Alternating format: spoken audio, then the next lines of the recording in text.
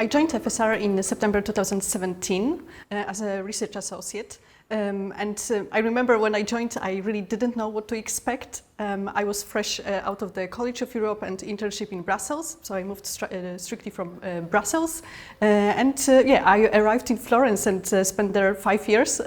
Now I work as a research fellow at the Oxford Institute for Energy Studies, but I think the time that I spent at FSR was really crucial in my professional journey. I had much more exposure to applied research. This is the type of research that we do at FSR, and it's much different than a more like traditional academic style of research. Let's say the issues that we deal with are very up to date. So it's really challenging, but also I think it gives a lot of rewards if you can see that somehow your work and your ideas can contribute to solving some of the issues.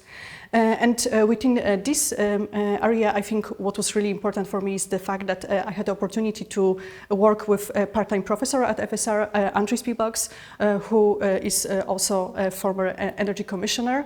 That was definitely significant in my professional life because it exposed me to a completely different way of thinking, also thinking about the decision-making process. It worked very well, I think, because we published so far 11 policy briefs on the topics ranging from sector coupling and methane emissions, of course, renewable gases, also like in the context, the methane emissions in the context of coal sector,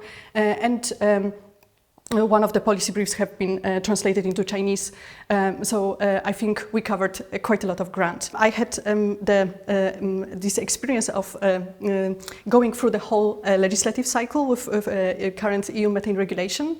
So it started as an idea, then in 2020 we had the methane regulation published, and 4 years later we finally are about to have the EU methane regulation adopted. So for me it was really interesting to have the insight into the whole legislative process.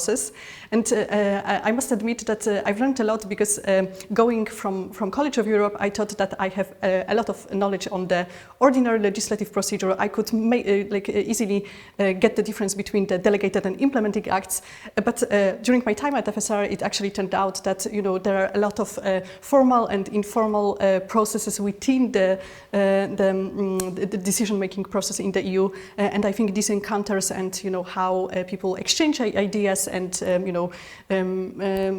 that was very interesting experience for me. And again, talking about my experience of working with Andris Pieboks, it was really interesting to get some anecdotes and also to see how how actually the difficult political decisions are made because it's such a big responsibility and you cannot make happy everybody. So there is always some sort of trade-off that you need to take. And the last but not least is actually this is something that I've learned from Professor Jean-Michel Glachant, and it was completely, I would say, challenging for me at the very beginning, was actually learn how to communicate our research. Before that, I thought that it's all about producing research, and once the paper is done, everybody can just read it.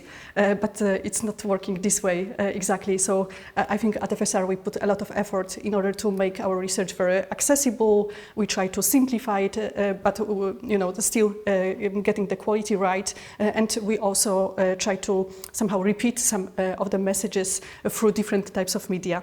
So I think that was really important for me. One thing that I think I did not appreciate enough when I was at my FSR and was actually how the role of FSR as giving access to education and being very inclusive is very important.